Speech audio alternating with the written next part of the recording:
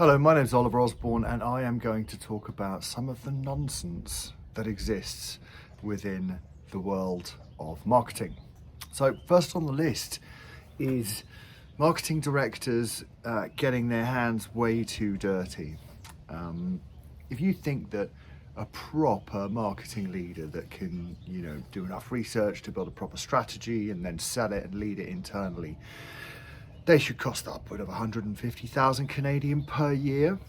So every hour that they are tweaking a website, photographing products, doing whatever kind of copywriting, high volume, low complexity copywriting tasks that might exist within any business, you're paying them $72 or more per hour to do something that should probably cost you $20 to $30 per hour, right? It's a false economy to think that you are saving money by having your marketing director do that. You are in fact spending more than you should do on those things. Now listen, any good leader should be capable of coaching and directing people, but this should be a minority of their time. Anything that they're doing that is kind of executional, either there's a time crunch and they just need to jump on it and get it out the door. I totally understand that needs to happen. Either that, or they are doing it in a specifically coaching context, and that there is a long tail benefit to the wider team of them getting their hands on the machinery, so to speak. And there's another kind of aspect to this malaise, this assumption that creative directors, marketing directors, marketing leaders should be getting really stuck in on the tactical side of things. And that is that, it presumes that there is a sufficiently robust and well put together strategy that the current mix of tactical needs is in fact appropriate. I'm specifically thinking in the context of hiring. When people are hiring a marketing leader, there is a worrying prevalence of demands for certain tactical capabilities. Now, while I don't discount that many companies may in fact have a robust strategy in place, I would ask that why in fact would you need a marketing leader at all if you know exactly what kind of tactical execution needs to happen? Back to my previous point, save yourself the money. You can get 2 junior level people who can kind of be cultivated to become executional jacks of all trades, and still be up, versus hiring someone full time. Rather hiring someone who is a marketing director. So that's kind of marketing leaders getting their hands dirty covered. The second one is market research and the need or not for it. I know that a fair few companies have been successful without doing much in the way of market research, but I think there's a limit to any company's ability to scale. For sure, you can just be right on the button as far as cultural zeitgeist, gaps in the market, but really growth, expansion needs an understanding of the market that you cannot get from office-based pontification. I mean, not least of all that you might have been lucky to have, without any research, struck upon a particular product and a particular way of positioning it that is really driving revenue, driving profit. However, you may well be ignoring a larger, more lucrative and more needy segment of the market who would respond just as favorably. were your communications activities directed in that way. Moreover, the evolution of any product or service needs that consistent listening to happen, else again you're at the mercy of the conjecture that happens within the, arguably hermetically sealed environment that is the office, quote unquote.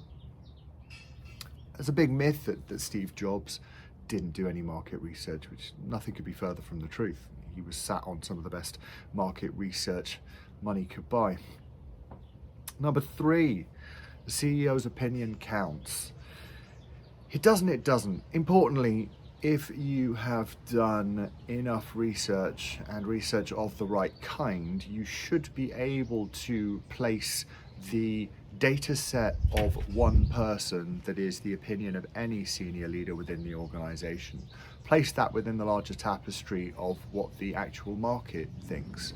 If you can, and you should, wherever possible, is get a representative idea of market motivations. That is to say, a sample size large enough that you can extrapolate it up to the entirety of your target market and understand motivational and attitudinal, behavioral factors within that.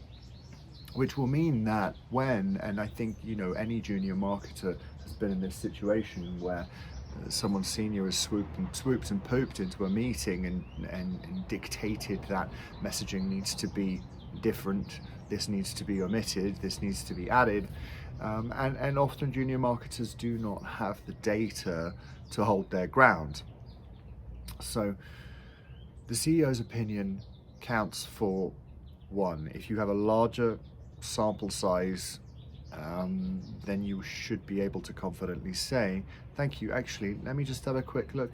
Yes, this particular line of messaging we have found resonates with about 7% of our target market, or wherever it might be. However, we know that these 3 critical messaging points fall in line with the top 3 motivating factors. This accounts for 62% of our target market. So 62% of the people polled said that at least one of these 3 things motivates them to buy. So we're going to stick with that. This should be furnishing any junior marketers with one of the ways that you can go toe to toe with these people. And finally, creative agencies doing strategy. It seems a little odd that you have organizations that are at their core providing tactical execution.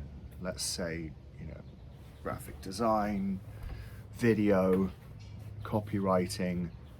Most creative agencies have a selection of talent in-house that do specific things.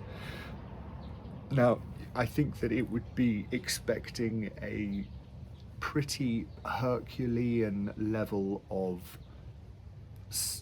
self-control, willpower, and a significant degree of humility from someone to expect them to create a strategy that does not have a tactical plan at the end of it that fits neatly with what they're great at delivering, right? It's a kind of widely overlooked lack of separation between church and state in these instances. The fact is that you should be going into creating your strategy based, of course, off some robust research. You should be going into creating your strategy entirely agnostic as far as the communications piece at the end of it. To not do so, to not do so would be to kind of railroad where you go with it. It's odd that we accept this still to this day, that you know, that people will go to an organization that has a finite number of resources on the payroll, and expect them not to create a plan that leverages the finite resources they have on the payroll, right?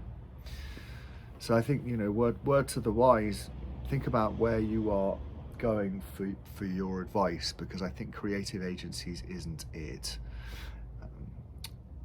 Ideally, companies should be getting the right talent involved, whether in a permanent or fractional basis, to create strategies in that agnostic fashion. And then with all said and done, and with the strategic objectives clearly mapped out, then you go to the creative teams, and then you can brief them from a position of authority and from a position of understanding, really, what you need to get done from a strategic standpoint.